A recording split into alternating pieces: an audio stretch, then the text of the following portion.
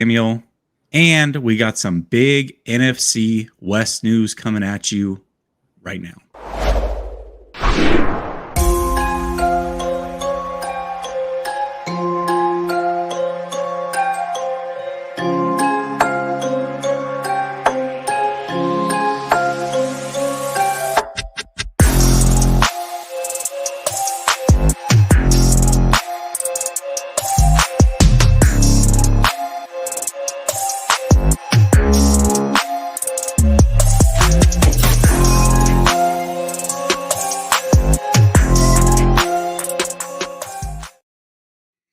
All right, welcome back to Last Second Sports, where we are giving you our take down to the last second. And this is my first live show on the channel in almost 2 weeks. You can see I've got the glasses on. I do like to wear my sunglasses at night, but not usually for shows. The reason I'm doing it, for those of you that don't know, is I did have some eye surgeries. So at least for this week, I've got to wear the glasses. But I've got my main guy, Mr. Sunil from So Real Sports Talk. Link down in the description. Give this guy some love. How are you doing tonight, man? It's been a while. Can you not? It's been a week. You could just not. It's been a week, and it feels like forever. But can we tell the truth about what really is happening with your eyes? Let's tell the truth. Well, yeah. What's happening? Let's tell the truth. I got hit in the face with a shovel. No. Look. Oh. Jesse's channel has grown. And when you've made the type of changes to the channel, right? You're seeing cosmetic upgrades all around. The logos are different. The schematics are different. The channel's starting to bring in more money. You know, I'm out here in LA, but Jesse's out there being Hollywood. So, you know, he's going to come back. The eyes are going to be a different color. Like, you know, he's just all kinds of different stuff. So, you know, I'm happy for you, Jesse. You deserve it, brother. My Lord. Geez, way to make me sound even douchier than I look right now. I appreciate it. He's Hollywood. Jeez. All right. Well, before we get into this Deebo Samuel stuff, and I want to break this all the way down because so when everything kind of broke, I was the first channel to put it out that he had unfollowed the 49ers on Instagram. And then for the next 24 hours, everybody jumped down my throat. We'll talk through the whole thing, but I haven't been live to talk about it. So I just want to go through the whole thing, get my thoughts out there, get your thoughts out there, and then we'll dead it until the next thing happens. But before we get into the whole Deebo thing, let's talk about some NFC West news. And it's starting to look like Gilly Lock to the Rams. You didn't know about this because I believe you were just on a show. So I told you this and I said, hold your reaction, but you didn't seem happy about this one. So why don't you walk me through what you're thinking here?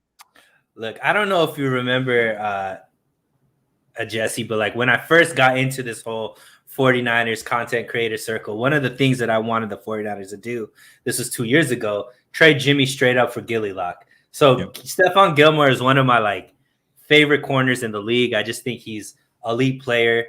And, you know, I thought he would be great for the 49ers.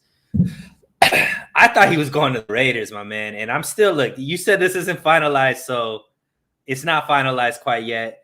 But it seems like everybody's being linked to the Rams. And maybe this is just another one of those stories.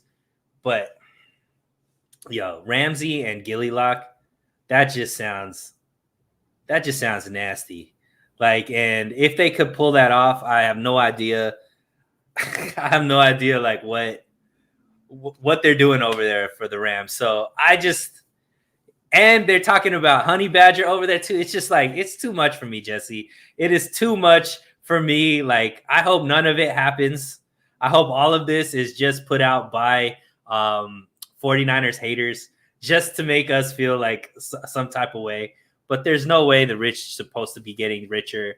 And, you know, we'll see. If it's Stephon Gilmore goes to the Rams, it's F Gilly Lock. I'm not a Gilly Lock fan anymore. No more Gilly Lock for you. F Gilly Lock. Yeah, for sure. I feel it. If they do get Gilly Lock and they get Matthew, should I just go ahead and FedEx these glasses over to Sean McVay over there? Yeah, for I mean, sure. I feel like For sure. That'd be Hollywood. And your surgeries and your eyes. yeah, They and the send whole, FedEx the them home. whole thing, take the eyes and everything and give it to him. That's perfect. That's great. Yeah, here's the thing about this is if they get both Matthew and Gilly Lock, I'll definitely be stressed, right? But I can't be the guy that said, I don't want Gilmore to be with the 49ers because he's going to get paid X amount. He's going to be 33 and he's a man corner and all these other things, and then get totally pissed off when he goes to the Rams, right? Yes, it would make the Rams better. I'm not denying that. But again, I'm still comparing the Rams to last season, right? And to me, when you lose guys like Von Miller, you lose your left tackle, you lose a starting safety. Yes, they went and they got what, a middle linebacker in Wagner. They went and signed a receiver in Allen Robinson, which is basically a wash with Woods. If you go look at Woods and Robinson's numbers the last 4 years, they're almost identical. Mm-hmm. So that's kind of a wash to me. And then you replace them with some, I don't know, like I said, a secondary piece and a middle linebacker. Like, you got worse in the trenches, and they still don't have a top 100 pick. So even with Gilly Lock, I do believe that they are slightly worse than what they ended last season with. And I do think the 49ers are slightly better. So I'm not in total panic mode, but I already know the way that this looks to everybody. Oh my gosh, the 49ers are signing nobody. The Rams can just sign anybody at will. Do they even have a salary cap? Are they playing with different money? Like, you already hear those things. So it's just, it's one of those things to monitor for sure. Yes, I do not want Gilmore to go to the Rams because they would get better. Send him to the Raiders. I'm totally fine with that. They got to play the Raiders once this year, but keep them away from the Rams. I'm all about it. But I'm certainly not going to panic. But it is going to put more pressure on the 49ers from the fan base perspective if Gilmore does go to the Rams, because the 49er fans want this all in from San Francisco. And the less that they see it, exactly, and the more they see it from the Rams, the more frustration is going to be breeded. So totally understand it. Swan Song tapping in with there is no salary cap. That's my favorite thing ever. Here we go. Jesse looks like he fell through a time machine. Dude, Jesse is Michael J. Fox from Back to the Future right now, bro. He follows it up with, I guess he's just too legit to quit. Hey, yeah, I get it. All right, let's get into this Deebo talk because, man, there's a lot to break down. Let me pull up my notes just so I have the dates correct on this one. All right. So how did we get here? And I don't mean this, I mean it as an open question, but also like I want to break down actually how we got here. So let's start with how this whole thing started. February 26th, Deebo posts something about basically along the lines of, I've shown you what I can do. Now it's your time to show me or pay me or whatever. And so when that breaks, I post a video, Grant posts a video. Grant then gets blocked because Grant's much bigger than I am, and everybody knows when he posts a video. And so Grant gets blocked by Deebo, and Deebo and the fans obviously backing Deebo are like, oh, come on. Not everything's about football, Grant. You're always trying to stir things up. Whatever. So a whole almost month and a half passes. All of a sudden, April 6th rolls around and Deebo unfollows the 49ers on Instagram. But then there's a bunch of back and forth that night, right? Oh, I don't think he ever followed him. How do we know this just happened? A bunch of people trying to kill the hype on it. All right, fair enough. We can say maybe they didn't follow him. Maybe we just found out that he didn't follow. Whatever. So the next day, Deebo scrubs his whole account of everything 49ers except for two things. There's one of him that is announcing him as an all-pro by the league. So he's in a 49er uniform there. And then there's one of him, and it's basically like a Pro Bowl highlight that includes him in a 49er uniform. Those are the only two things he left up, which I think is pretty strategic, right? You're trying to remind everybody you're an all-pro, you're a Pro Bowler, all those things. So, of course, he didn't take those ones down. Then April 10th, the $25 million demand, as I like to call it, came out, where he posts a picture with one of his restaurant mogul guys who basically says, if it's not 25, we're not interested. And, oh, by the way, I forgot to mention April 6th is the same day that Diggs got paid, and Deebo Samuel definitely took interest in that amount, commenting about him getting paid a whole ton of money. So then April 11th happens, which was what, 2 days ago or yesterday. And basically we hear that offers have been sent out to the 49ers, but they've rejected every single one of them. And then today, Matt Mayoko reiterates that the 49ers, just less than a year ago, said that anybody can be traded for the right price. All right. With all that being said, let's jump into this next part. Now that we've laid it all out, is this a big deal, Sunil? And if it is, when did it become a big deal to you? Is it a big deal that just the whole situation? Is it a big deal, or is it much ado about nothing? Are we even wasting our time talking about this whole thing, in your opinion? Is it a big deal that the receiver that just had more receiving yards than some of the guys who just got broken off money this offseason? Yep. Just had more rushing touchdowns than some of the best running backs in the league. Decided to not just delete everything off of his Instagram, Jesse, but go in one by one and either delete or archive anything that had to do with the team. Is that a big deal? Yes, that's a big deal. Look, the level of petty that Deebo had to be feeling in that moment to just go one after one picture. Because a lot of people bring up the Kyler Murray situation.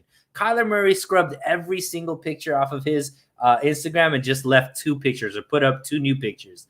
Deebo didn't do that. Deebo went one by one and either archived or deleted every single 49ers type thing other than the 2 that you mentioned, and left everything else up and is just having a grand old time. Like Kyler Murray wasn't still using his Instagram. Like Deebo still posting up stories, still out there living his best life. And to me, that is a big deal. And the reason for it, in my estimation, is the reason why it's a big deal to me, Jesse, is because the 49ers have clearly stated in the exit interview, Lynch stated that it's already been budgeted that Deebo is going to get an extension. Deebo Samuel is going to be here for a very, very long time. Like, they went publicly and stated that. They haven't said that for other players in the past, at least to my knowledge. I could be wrong, but to go just straight out say Deebo and Bosa are going to be here for a very long time. So in their mind, they already know they're going to pay Deebo. The fact that they're already going in and making it public knowledge that they want to extend Deebo, and Deebo is still upset to the point where he scrubs off everything on his Instagram, in my estimation, those numbers mean they're very far apart, Jesse. Because if you have somebody that wants to work with you and you're still upset to the point that you're going to be the level of petty that Deebo is, and I'm not trying to use petty as a negative term, I'm just saying that's a petty move. I'm petty. I mean, you can say, listen, you can say he's Tom Petty. It's all right. There's nothing wrong with it. He's being extremely petty is a characteristic. He's being petty. It's all right. There's and nothing wrong with it. And I'm with him if the numbers are that far off. But that's something, man. Look, I said it when I was on the show with Wayne Breezy. I told him, look, man, if I could have a fight with my girl, but if I go to Instagram and start taking pictures off of my Instagram with her on there as well, there's a different level of anger, different level of petty. And that's kind of what I thought Deebo was doing. So to me, it's something. I can't take pictures off of my girl off of my socials and then try to go back to her and be like, that was nothing. It was just I wasn't doing anything. That didn't mean anything. Who's going to believe me? Yeah, absolutely. Of course it's something, right? It's not nothing. And here's what I hear a lot, right? Is, well, Kittle was paid later in the year, and so was Fred Warner. And we heard some of the similar things about Kittle. Okay. But then I also hear that, well, it's the slow season. So we have nothing else to talk about. Trust me, I could drum up some things to talk about. Like I'll never fall short of content. I promise you that. But to say that this is nothing and that there's zero chance that this man's going to get traded, I think that's just turning a blind eye to what's happening, right? Now, I'm not saying that it's for sure going to happen. I'm not saying that it's even likely to happen, but to act as if nothing is going on here and we're above even talking about it, that's where I kind of draw a line and say, well, listen, like this is something. Deebo's clearly frustrated. And not only that, but it even made it to Joe Budden's podcast in the last 24 hours. So It's funny because, I post a video, and every time I post a video, I always post it in the Facebook groups and stuff. And I rarely go through and read those comments. But on this one, I knew that there was going to be some angst about it. So I was curious, like, what are fans saying? And oh man, the visceral hate that day or that night that I put that on the YouTube channel was through the roof. Oh, you're just trying to stir things up. You're a cone clone, everything under the sun, right? So then the next day he scrubs the account. And so I repost it and I said, I want my apology. So talk about being petty. I'm definitely petty. But the thing is that as these days progress, it's not getting any better, right? And I also remember this. You remember the first day he scrubbed his account? What was one of the things that people were saying? Oh, he's trolling us. He's trolling the fan. Why would he do that? Mm-hmm. Why would he, just try to put yourself in Deebo Samuel's shoes? Why on God's green earth would you go and troll the fans? Or better yet, troll Grant Cohn? Like, you really think he cares that much about what Grant did? He blocked him. He doesn't care what Grant's saying. So to go and do that, that's a calculated move. And again, the things that he left up was very, very, there was intent. It was purposeful, right? And so, yes, it is certainly a big deal. It is worth talking about. Again, we're going to talk about what we think later on. Does it happen? Whatever. But I'm not saying it for sure happens, but right now we have to talk about it, because the other thing that it is while we want to say it's slow season, it's also trade season. Why is it trade season? We are 2 weeks away from the NFL draft, just over 2 weeks. So if a trade involving Deebo Samuel happens, it is happening within the next 2+ weeks. If they go through the draft and Deebo's still on this roster, we pretty much know the answer. They're going to figure it out, right? Mm-hmm. But whatever that chance is, whether you think it's a 1% chance, a 50% chance, a 90% chance that he gets traded, whatever that number is in your mind, that date is creeping up.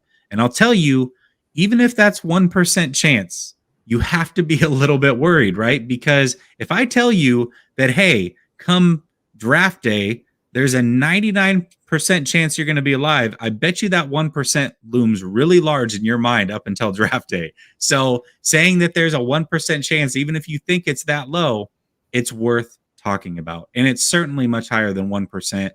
The reason that Mayoko's saying what he's saying, again, that's a calculated move as well. This is a guy that works for NBC Sports Bay Area, which is owned by the San Francisco Giants, which partners with the San Francisco 49ers. He has his articles and podcasts many times put on the 49ers social media sites, right? Like, this guy's about as plugged in as you can be. So if he's saying these things, there's a reason for it. Deebo can get petty. The 49ers can get petty. Right. That's just where we're at. Yeah. And, another thing that people kind of just brush off, because I came out and I said this was something as well.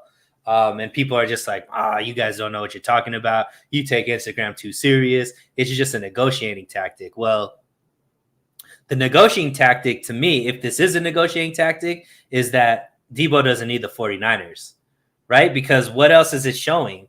Like, hey, I'm ready to be done with this team if you guys aren't willing to pay me what I'm worth. So that's an extreme stance to take. That's not like, I really want to be here. Let's work this out. This is like, if you guys aren't going to give me what I want, I'm out of here. Like, I don't even want to be associated with this team. So to me, even that mindset is kind of like one foot out the door, right? That's kind of what you're at least bluffing, is that, look, I'm ready to be out of here if you guys don't give me the type of money that you want to give me. And so I don't know if that's a stance that you're willing to take. That's something, right? That's you already envisioning not being with the team.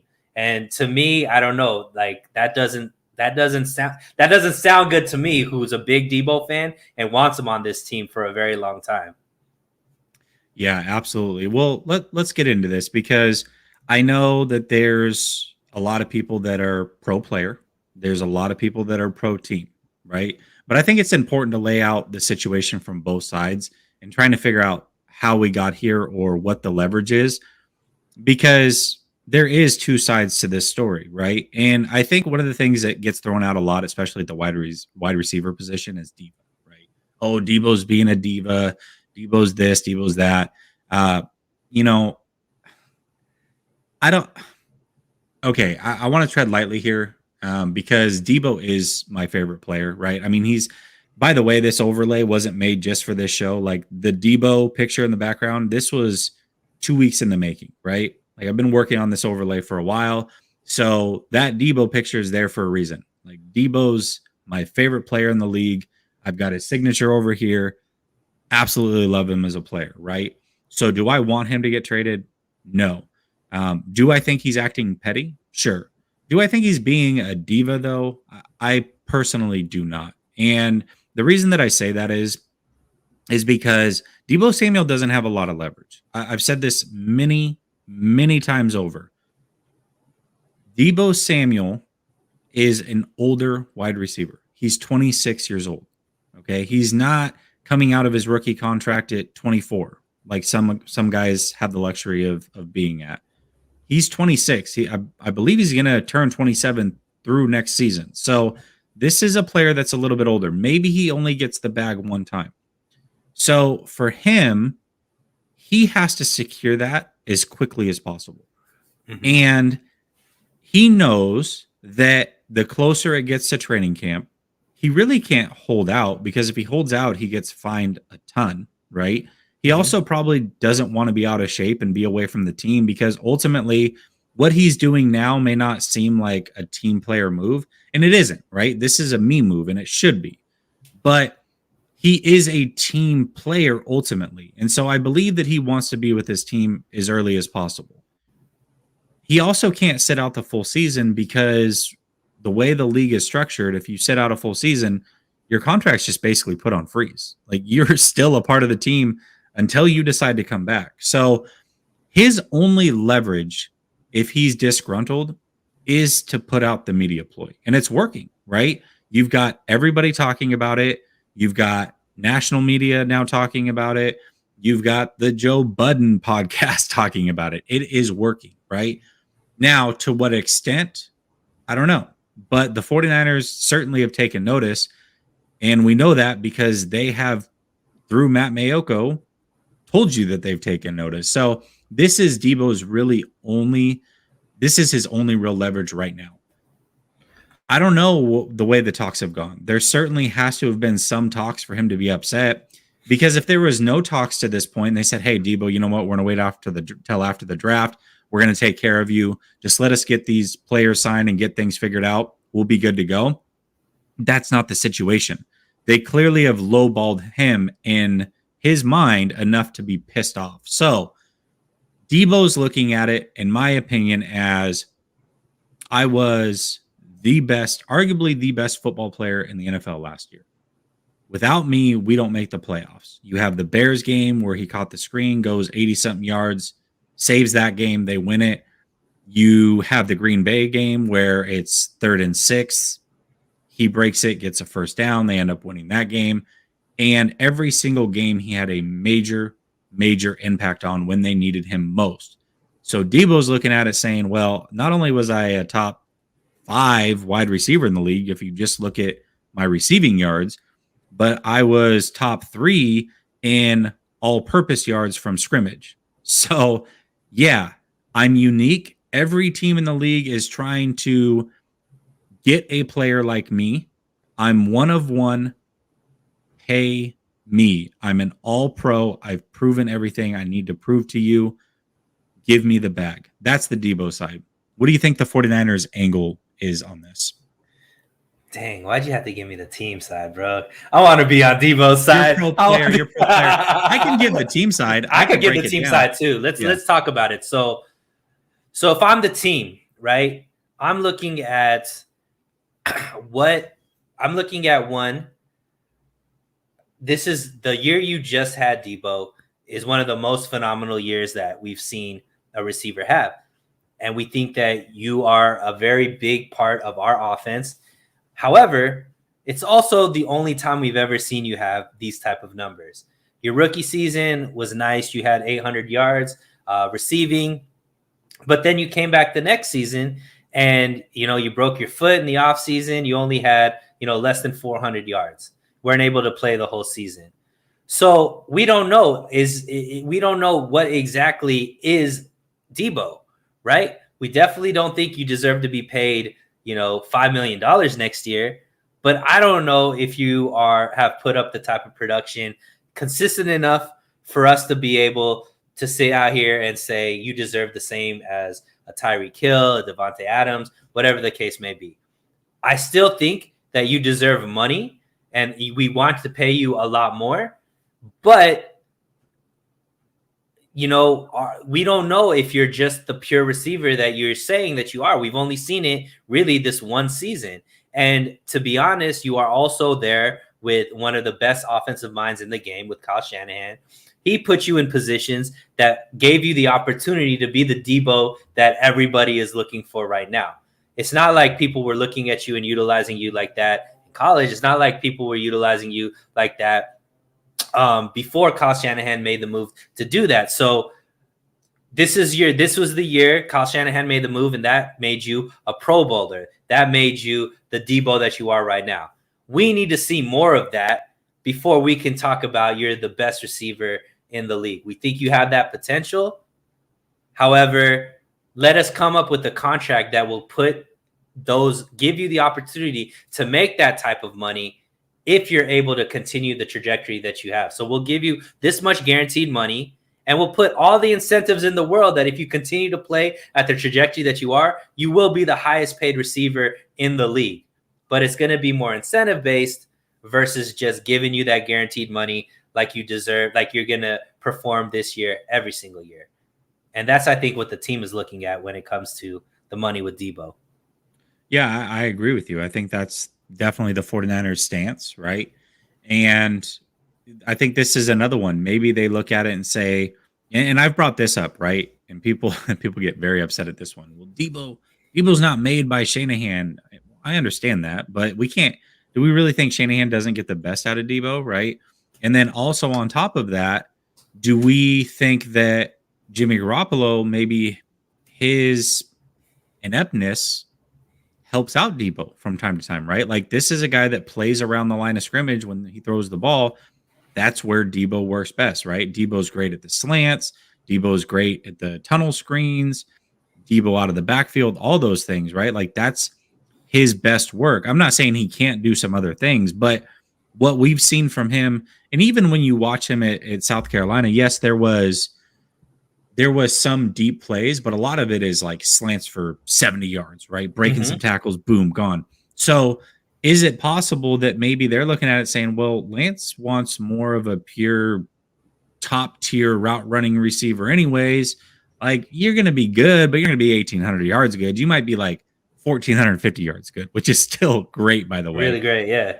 And also, I don't think it's fair to expect Deebo to be an 1,800 yard guy every single year. Like that's just not realistic. Nobody does those things. So yes, I'm sure the 49ers are using those things against him. Sure, he would maybe decline a little bit. I think a lot of that has to do because Brandon Ayuk is going to jump and there's only so much that can go around, but Deebo really is one of one. And so there's definitely two sides of this. And I want to ask you this question, but I mean, this is the best way to ask it is, what would you do? Like, would you pay Deebo? And if so, what are you willing to pay Deebo? I would pay Deebo. I think that especially with the young quarterback like Trey, you want to give him as many weapons as possible. And Deebo is that. Like whether or not you believe he's a pure wide receiver or if he's the wide back or if he's a running back, whatever it is you want to try to classify him, he reminds me a lot of like when Cordell Stewart, remember him back with Pittsburgh? He was just slash. And I think that's what Deebo is. Deebo is slash. He is going to be one of the best offensive weapons you have. You could line him back in the backfield. He's going to get production. You could line him up on the outside as a receiver. He's going to get production. You could have him throw the ball. He's going to get production. Like it's just all about him being a weapon. Now, when it comes to how I would want the contract to be, I would want the contract to be real heavy for 3 years. Like give him whatever money makes sense. That if it's 25 mil, cool. 25 mil, 3 years. And after those 3 years, what that gets him to age 30, it's all team friendly outs at that point. Outs that don't cause a lot on the cap. Why I think that's smart?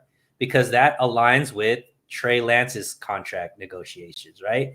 And then in 3 years, Trey Lance is going to be, in his 5th year. And now he's going to be going for extension money. And at that point, you can't have too many receivers being paid 25 plus million and being able to, manage that, right? We're just seeing it when Patrick Mahomes got paid. That's when Tyreek Hill had to walk. When Aaron Rodgers got paid, that's when Devontae Adams had to walk. So until we have to force it where we can't pay the type of people that we want to play, whether it be Bosa, whether it be Deebo, Ayuk is going to be coming up in a few years too. The whole point was have a rookie scale quarterback so that you can maximize on the talent around him. And I just don't see another replacement for Deebo. So I would pay him. And I don't know. I'm not Parag. I don't know the cap numbers the way that some other people know. But I don't think there's a number that I would say no to at this point, as long as it could fit and you could pay, the people that you need to pay. Like Deebo is just too much of a premium talent for me to let him go play somewhere else when he's still prime. That just doesn't make sense to me. Yeah, for sure. And I mean, Deebo is one of one, right? We've seen these guys kind of come along. Percy Harvin was extremely explosive. Who was the kid that the Rams drafted in like 2014 or 15? Real speedy wide receiver. He ended up not doing a lot, but basically they tried to make him into that player. A lot of teams want a Deebo type player. Tavon Austin, that's who I'm thinking of. A lot of these teams want a Deebo-like player, but he's not. You can't replicate that. He really is a generational talent, and I'm not trying to say that from a standpoint of, oh man, this is the best wide receiver we've seen as a pure wide receiver in a long time. No, I'm not going there, but as a football player, he really is unique and generational, and so you have to try to keep those guys, especially when you're the one that drafted them. So for me, I'm sticking with my original number. This is the number I came up with 2 months ago. There's nothing that's happened that has made me sway off this number. You give him a 4-year, $100 million deal, $70 million guaranteed. The only thing I'm going to add to that is something like just happened with Diggs. After 2 years, the 49ers have an out if they want. If they take that out, then Deebo still gets 50 guaranteed instead of the 70. If they decide to stick with it after that second year, then he gets the full 70 and rides out the full 4-year contract. So for me, I love that. I think that's a great structure. And again, yes, it's more guaranteed than what the other receivers have gotten, but you pay more now to save money later. I've said it a million times and I'm going to say it again. You pay more now to save money later. What do I mean by that? All of these other big name guys, the Terry McLaurins, the Cooper Kupps, the AJ Browns, the DK Metcalfs, those guys are coming up for deals also. So if you set the market now, guess what? every single one of them come over the top. Now, all of a sudden, in less than a year, Deebo's the 6th or 7th highest paid receiver, right? And it doesn't look so bad when the salary cap goes up $40 million. That's the way that I'm handling it. To me, this was number one priority by the San Francisco 49ers, or should have been, along with trading Jimmy Garoppolo this offseason. They haven't done it. Now it's gotten to this point, and I really have nobody to blame but the San Francisco 49ers. They should have seen this coming. They should have known what his worth is. So, with that being said, there is another side to this. Hold on, before we go to the other side, because some of these comments, somebody just said Deebo's low character, and there's this whole argument, intangible argument that gets made about like Jimmy Garoppolo, right? Leadership qualities and all that kind of stuff that makes him so valuable.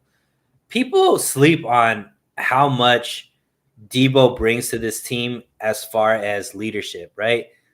Trent Williams is a different player because Deebo is on the team. The type of confidence that Trent brings to Deebo, like this year was the best year I've ever seen Trent have. And it also is a lot to do with that walkout, with what's going on in the locker room, with how much fun this team is having, with how much the camaraderie is there, like the way they celebrate in the end zone, like that aspect, and having a player that could bring that fun to the team. That's a lot of the reason why people love Kittle. And Deebo has that same electric energy and that same like keeping people loose and leading not only with your play on the field, but what you're able to do in the locker room as far as bring fun. And Jesse, you brought this up a lot during the season. Like in that fourth quarter, there's like one player that you can tell is putting everything on the line every single game. And that's Deebo. He literally is on his hands is on his knees. He's hunched over trying to find a way to breathe more because of how hard he plays. And for people to look at that guy and say, now that he wants to be paid to set his family tree up for the rest of his life, he's a brand new father. This is a league where one catastrophic injury can mean that you don't have a career anymore. He plays an aggressive style of football where he knows he's going to be hit. He runs through the play run through the tackle to get an extra yard. He's not shying away from the tackle. And we love this stuff about him, that he sacrifices his body on every single play. To come back and now question this guy's character because he's trying to ask for a lot of money or trying to get paid, to me is just disingenuous, because we're not sitting here and getting upset at these NFL teams for raising the prices of the tickets, raising how much it costs for parking, raising how much it costs for a beer, raising how much it costs for a jersey, raising how much it costs for a hot dog. The teams are making more and more money, and we don't sit here and say anything. We just pay the bill and go watch our favorite team play. Well, our favorite team is made up of players like Deebo. And for Deebo to like now have his shot to make the type of money he wants to make and is doing everything it takes in his mind that's best going to set him up for that. To me, I question anybody that's questioning his character, because I don't understand why anybody can't see why he's doing what he's doing. He just wants to get paid, and who doesn't, right? And so to me, I don't like that people are calling him this diva, calling him like selfish and all this type of stuff. He's not selfish, man. The fact that he has to beg for the type of money he wants to make, to me, the system is messed up. It's not Deebo. Well, and hold on, let's be fair. I actually do think he's selfish, but I don't look at that as a negative thing. This is the one time in your life you have to be selfish. You have to put yourself and your family above the team, right? You have to do those things. But all I care about is what happens on the field. And you're exactly right. I mean, I've got multiple videos of me talking about it. The first one was after they lost to Tennessee and how frustrated I was in that moment, that Jimmy G was at the podium smiling after that game as if everything was great, while I'm watching Deebo Samuel fall apart in that fourth quarter, trying to do everything he could to win that freaking game, right? And then you see it again in the NFC Championship. Like, This guy was crying after the NFC Championship, sitting on the bench crying. Odell Beckham comes over. It's a beautiful moment. If that doesn't sell you on Deebo Samuel and what this game means to him, I don't know what else to tell you. Like, if we're going to put some Instagram, let's call it tomfoolery, if we're going to put some Instagram tomfoolery over what we've seen from this guy on the field, the way that he's inspired his teammates and other players around the league, people are taking notice who Deebo Samuel is. And also, one of the things that we said up until this point, and I think everybody would agree to this, is that Deebo Samuel was always a selfless player. It was never, hey, get me the ball here, do this here, I need more touches. Hey, Deebo, they want to use you as a running back. However, coach needs to use me, whatever we need to do to win. Those are the things that you heard from Deebo Samuel. So now that he's being selfish for a moment, he deserves to be selfish. Now, the flip side of that is, and that's why we laid out the 49ers side too, is they don't have to take it, right? They are the team that owns the rights to Deebo Samuel playing football. So they don't have to sit on their hands. They can play hardball. They get to do what they want to do as well. And I'm certainly, as a 49er fan, I'm not going to stop rooting for the 49ers if Deebo's gone. But I would be disappointed because Deebo Samuel is a cornerstone player. Again, you're talking about a generational talent, by far my favorite player in the NFL. I'm certainly going to root for him wherever he goes. Not more than the 49ers, but I would be disappointed if that's the route that the 49ers took. I would be. And I'd be lying if I said that I wasn't. So can I make one more point? Because there's this whole dynamic between like Deebo and Nick Bosa. Like, people are like, well, Nick Bosa isn't doing this, and he's, could be up for a contract extension and stuff like that. Nick Bosa, if he just plays out his whole contract, I think it's something like $37 million, right? So even though that's probably underpaid for what Nick Bosa is going to get in his next contract, that's still a ton of money, right? Deebo Samuels, if he plays out his whole contract, it's like $7 million. Now, $7 million to you and me, Jesse, is a ton of money, right? But $7 million when he's seeing guys that are not even near his level, like a Christian Kirk, making $20 million a year or whatever he's going to be making, and his whole contract is $7 million. Like, to me, people that are just like, well, he's under contract. Well, what happens when you've outplayed that contract significantly, where you're that far off from, you believe you're worth $25 million and you're getting paid a fraction of that, like $3 million for a year, right? To me, it's just like, I'm all about the players fighting for the bag, because the teams, he could get one injury next season and not make anything close to that, right? So the team is very quick to cut guys, trade guys, all that kind of stuff. So is he being selfish? Sure, like you put it, but he needs to be, because nobody else is looking out for him other than him. Nobody else is looking out for his family other than him. So I give him, I whatever he needs to do to get the type of money, I don't fault him at all, because it's a dirty, dirty game.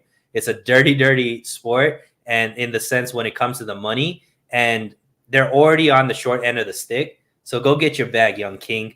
Go get your bag.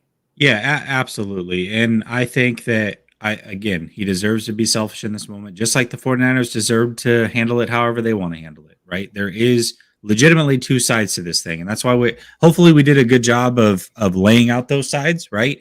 You just heard Sunil laying out the 49er side, and I'm sure it sounds like, man, he doesn't want to keep Deebo around. Like, that's what he's doing. He's negotiating, right? But ultimately, he does want to keep Deebo. But there is two sides to this whole thing, and it is important, in my opinion, that we know those sides and the leverage that they have and why they're doing the things they're doing. But I also want to say this about Bosa.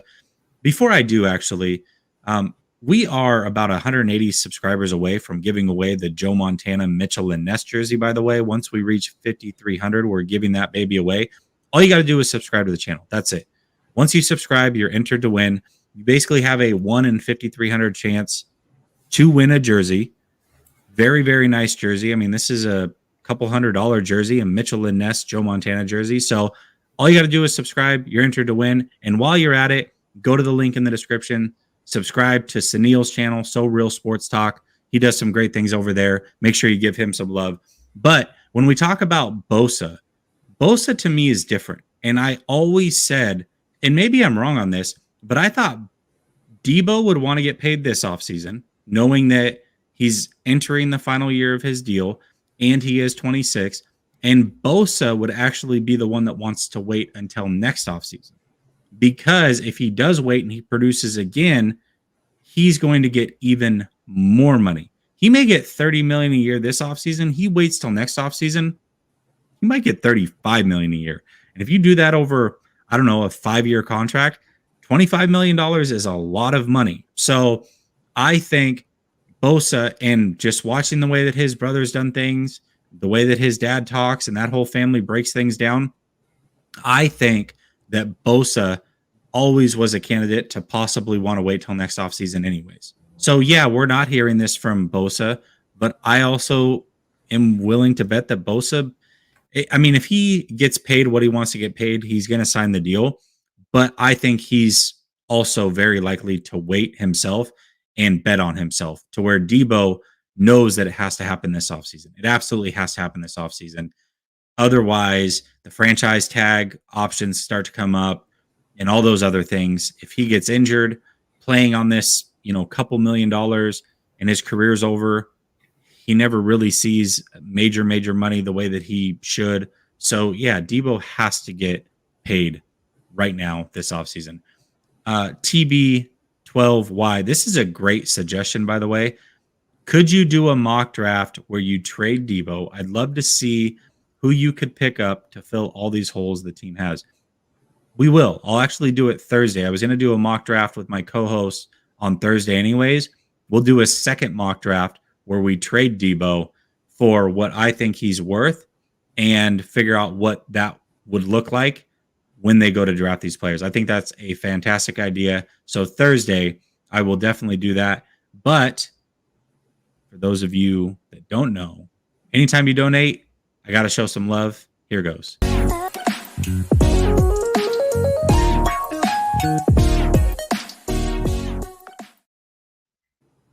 Okay, flip side to this whole thing. They can't come to a deal. They cannot come to an agreement.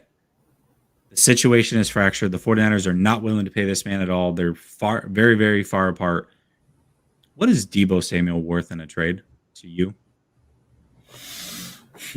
So it depends. I think to the Jets, he might be worth more than maybe to some other teams.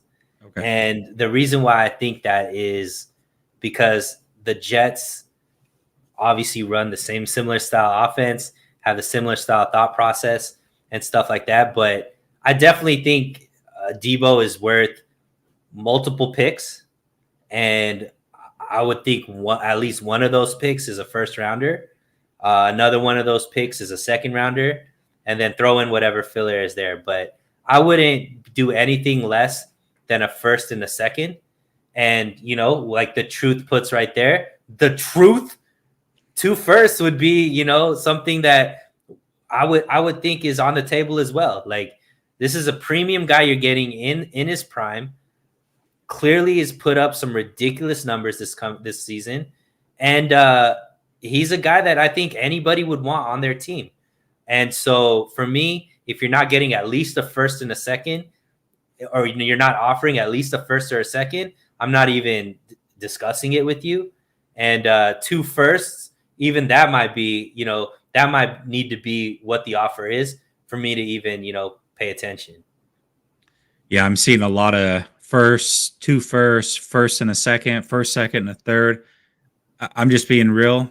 If you guys are GMs, Deebo is not getting traded. Like, it's just, I don't think it's going to happen. And the reason that I say that is, and that's fine, right? Like, by the way, if your stance is, I don't want to trade Deebo at all, like, F it, I'm going to ask for the world. And if I don't get it, then I'm not trading him. That's totally fine.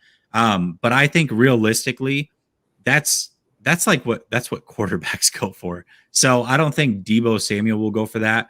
Let's look at what Tyreek Hill netted from the Dolphins. It was something like a late first, a late second, and then a future pick of some sort, right?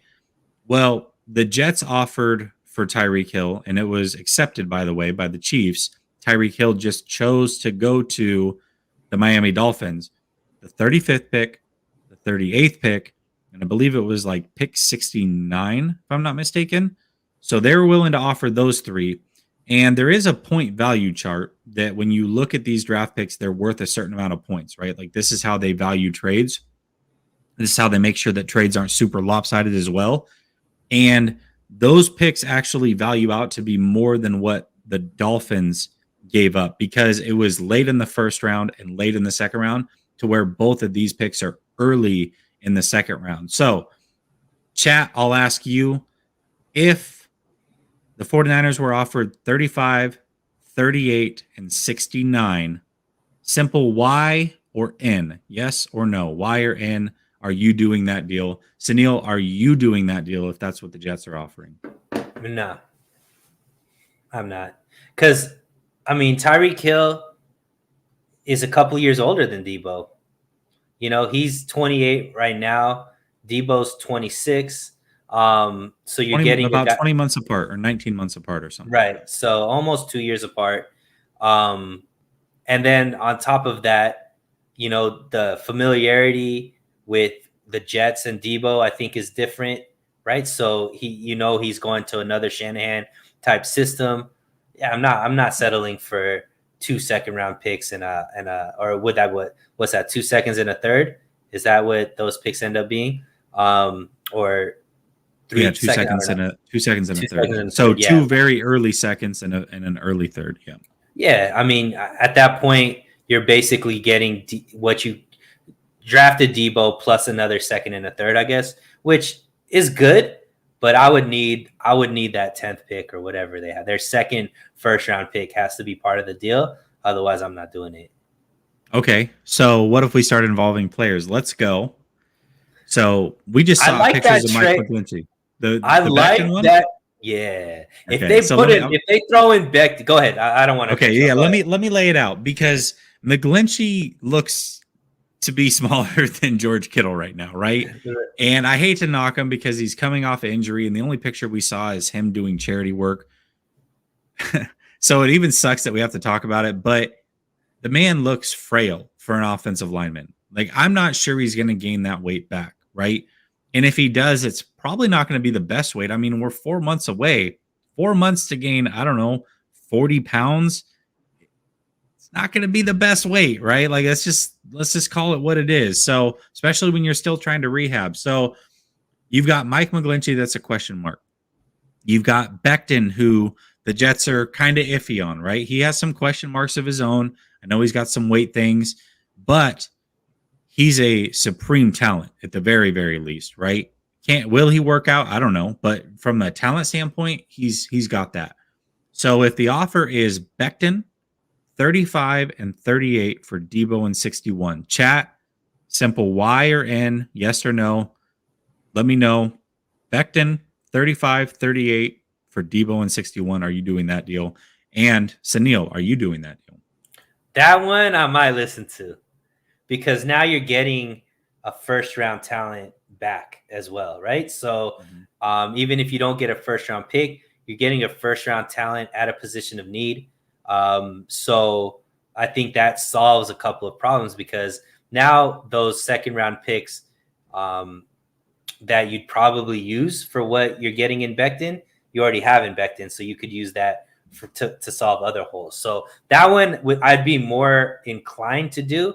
Obviously, my first choice is keep Deebo and pay him. But we're saying there's no chance for Deebo and the 49ers to be on the same page. We're saying there's no way that you can get Deebo to come back to the team. He's demanding a trade at this point. That would be the deal out of the two that you just mentioned. The one with Becton would be something that I would take over just the picks. Let me look at draft pick value chart. Here we go.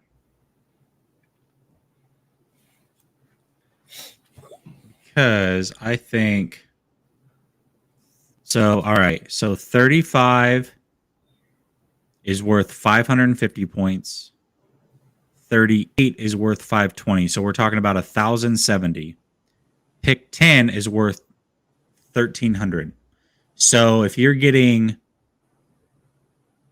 less than 300 point difference, 230 point difference, and Becton, you're actually getting more than you're getting for that 10th pick. Right. You just are, right? So I know on the surface, the 10th pick, you can trade back, you can do what, no, you're not going to get more because it's not actually worth more. So the only way that 10th pick is if that center is still there. If that center is still there at 10, that might be something that might be intriguing, because that could solve the center position for a very long time for the 49ers. So if he's still going to be there at 10, that might be the only reason why I would take that over the Becton deal.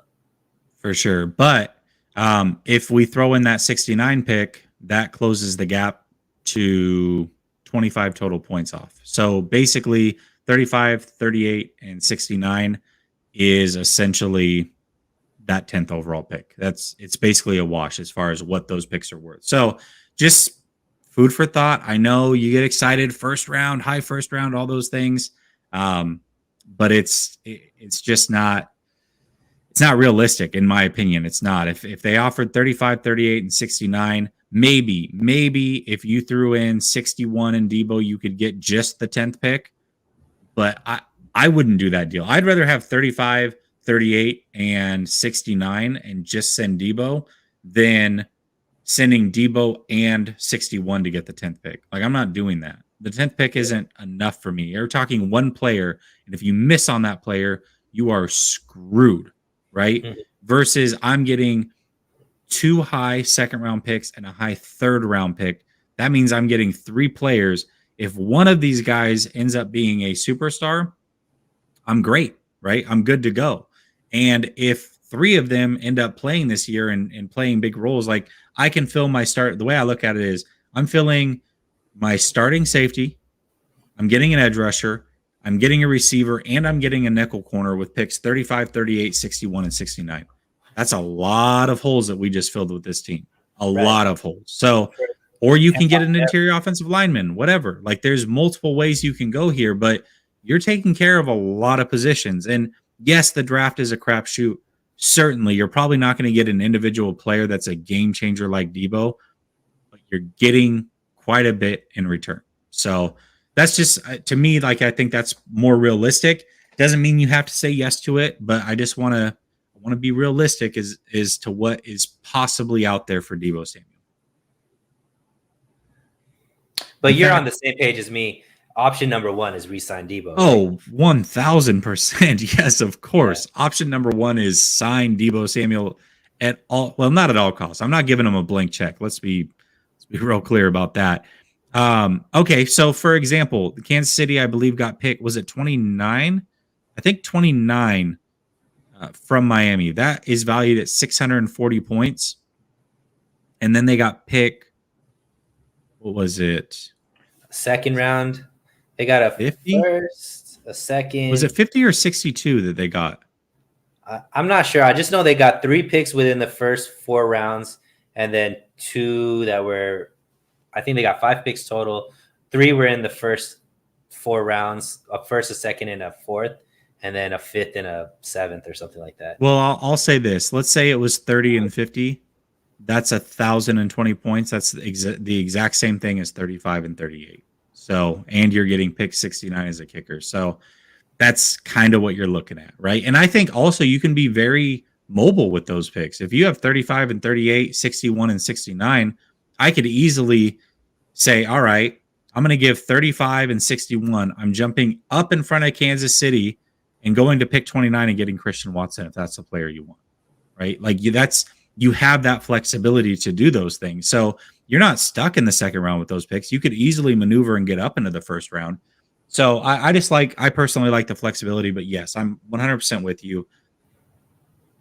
Got to keep Deebo. That's what we're trying to do. So then the question becomes, we know what we want to do. What happens? Like, put a percentage on it. What's the percent chance that Deebo is back with the San Francisco 49ers and paid? 40. Going 40% chance. That's it. Wow, you're low. 60% he's gone. Dang. I just think Deebo's different, man. Like, I don't think Deebo's the type to do all of this stuff and just come back without it getting everything that he wants. I think this makes him dig his heels in even more. Dude's been an underdog his whole life, man.